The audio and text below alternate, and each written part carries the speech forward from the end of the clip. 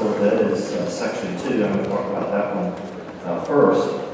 And it deals with the issue of sea level rise. The reason why this became an issue, a couple years ago, the Coastal Resources Commission Science Panel developed a report of sea level rise predictions to provide scientific background for policy considerations. But there were two somewhat controversial issues related to this report. Number one, they used tide gauge data from duck. And those who know the coast of North Carolina quite well and the geology, that part of the state is sinking a little bit. And so therefore in duck, the sea level rise is about twice what it would be in other parts of the state. But yet they recommended using accelerated rates forward to measure about 1 meter, 39 inches through the year 2100. Now 2100, I don't think any of us will be here in 2100. Now there are some dispute about whether that's good science, whether it's bad science. There are a number of studies that suggest that there isn't sea level rise. In fact, this has been a controversy for some time. In our research, I found this Time magazine cover that said, "How to survive the coming ice age. 51 things you can do to make a difference." April 1977. Sometimes the scientists are right, sometimes they're not. So the point of this bill, if I can find another notes, the main point here is to have a bill that conforms rulemaking to actual scientific evidence. Now let me list what the bill does not do, because I've seen a lot of erroneous reports in the press. It does not prohibit any state agency from studying sea level rise or educating the public on results of such studies. It does not limit the sources of information available to the Coastal Resource Commission or any other state agency pertaining to sea level rise. And it does not prohibit local government from adopting any rule or ordinance pertaining to sea level rise or developing higher rates or accelerated laws. Local governments are completely left alone in this legislation. It only pertains to state agency and deals directly with the Coastal Resource Commission. This is a big enough issue, in fact, that Carteret County passed a resolution a couple months ago talking about the errors that they felt were in this report from the Coastal Resource Commission Science Committee. And so from a public policy perspective, this bill doesn't go to either extreme. It doesn't say no, there's never going to be any sea level rise. It doesn't say yes, the sea level is going to rise 39 inches, 1 meter by the year 2100.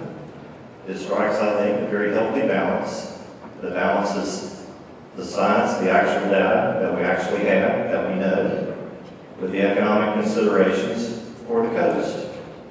And if you're going to assume a sea level rise of 1 meter by the year 2100, think about what impact that has, that kind of accelerated rate, when in fact it may or may not be true. What kind of impact a rule would have on those coastal economies? What does that do when it comes to land use policy? How's that going to affect property values? And because of the effect on property values, that's going to affect tax revenues for those coastal counties. It's going to affect insurance rates, everything else. So this legislation is simply to put in place a mechanism to achieve that desired balance. Now the other provisions of the bill I'll go through quickly. Section 3, it directs the Coastal Resource Commission to study the feasibility of creating an exemption to the Commission's rule changes regarding ocean setback determinations. Section 4 deals with the feasibility of creating a new area environmental concern for lands adjacent to the mouth of the Cape Fear River. And then Section 5 deals with the feasibility of eliminating the inlet hazard area environmental concern and incorporating appropriate development standards adjacent to the state's developed inlets and so forth. Mostly very highly technical I do have one amendment, Mr. President. It's at the desk, and members should have copies. It deals with Section 4, not Section 2, which deals with sea level rise, but Section 4. And this simply is some clarifying language to eliminate some confusion for the Army Corps of Engineers. And if appropriate, then go ahead and have the date vote on this amendment. Any discussion or debate? That's all amendment. There's an amendment at the desk, and members do have copies. Clerk, read the amendment. Senator Rouse votes to amend the bill. Senator Rouse, recognize the explainer. The amendment simply, Mr. President, is making some changes to the language to eliminate some confusion for the Army Corps of Engineers. It deals with Section 4, pertaining to a study. Any questions on the amendment? Hearing none, the question for the citizen passage of amendment 1. All those in favor will vote aye. Those opposed will vote nay. By secretary, I will vote affirmative.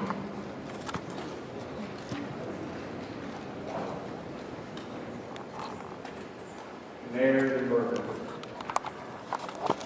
Aye.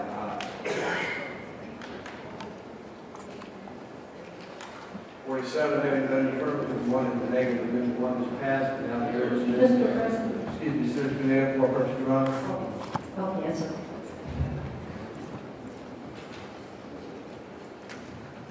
Amendment 1 is passed. Now the bill is back before us and amended on the second reading. Any further discussion, debate? Senator Brown, for purpose of honor. To debate the bill. You have the floor. Thank you, Mr. President. I think Senator Rouser touched on some of the issues that affect the coast and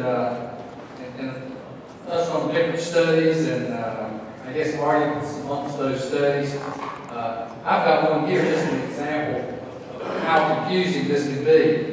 At Wilmington, there's been a 77-year sea level study, and average sea level from this study shows that over 77 years, there's been a 2 millimeter rise per year, or 8 inches in a century, and over the last 20 years, no sea level rise. So I think that'll just give you an idea of how conflicting these studies are when it comes to sea level rise on the coast. Senator Rouse also touched on what's happening on the coast as far as rules and regulations go.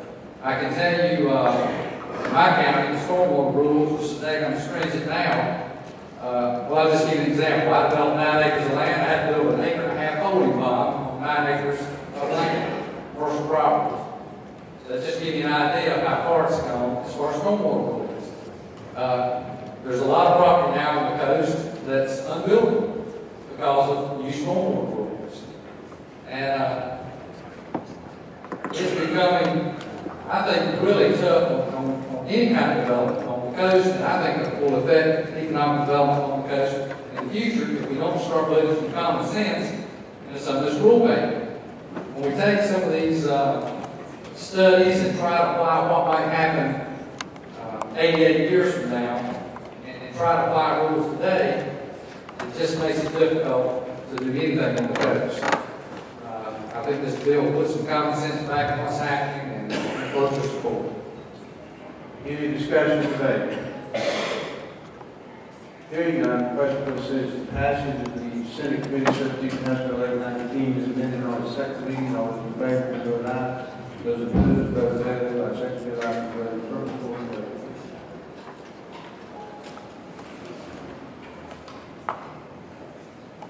Damon.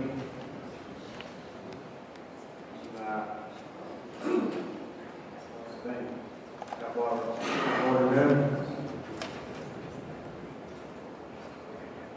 35, having been affirmative 12, and negative, the Senate Committee 17 House Bill 819 amended has passed its second reading. And without objection, we go to 39. Carolina County Assembly acts. Further discussion, debate.